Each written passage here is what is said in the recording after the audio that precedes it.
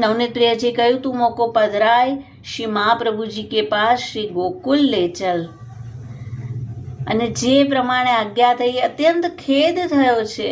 ઠાકોરજી કહે છે તું કોઈ બાત કો ખેદ મતી કર, જहाँ तू वहाँ मैं, जहाँ मैं जहाँ तू।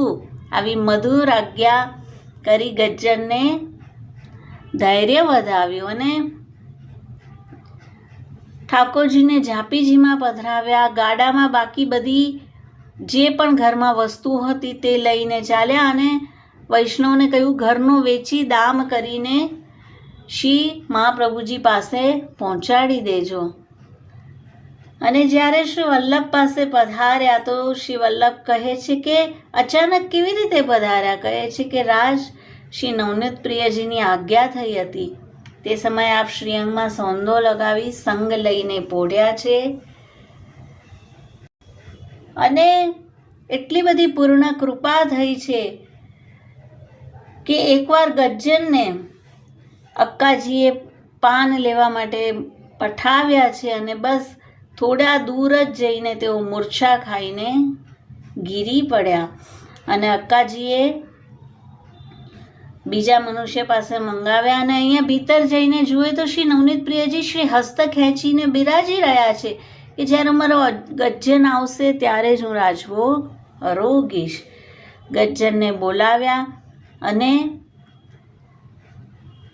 ત્યાર પછી તેમણે વિનંતી કરી રાજ મેં આયો આપ સુખે ન રોગો। ત્યારે શ્રી નવનીત પ્રિયજી પ્રસન્નતાથી આરોગવા लाग्યા। શ્રીમુખથી આજ્ઞા કરી તું મેરે પાસ રહી, કહું જાય મતી તો बिना मोको कच्छु और सुहाय नहीं।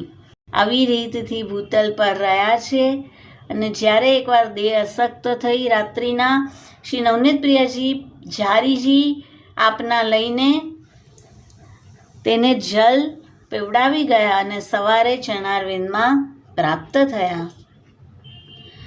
શ્રી મહાપ્રભુજીએ નવનીત પ્રિયજીને બડો શ્રમ થયો હતો તો ધૈર્ય કરાવ્યું અને ગજ્જનને અલૌકિક દેહ આપી શ્રી નવનીત પ્રિયજી પાસે પ્રવેશ કરાવ્યો। નિત્ય લીલા પ્રાપ્તિ થઈ અને કેટલાક દિવસ સુધી શ્રી નવનીત પ્રિયજીનું મુખારવિંદ ઉદાસ રહ્યું।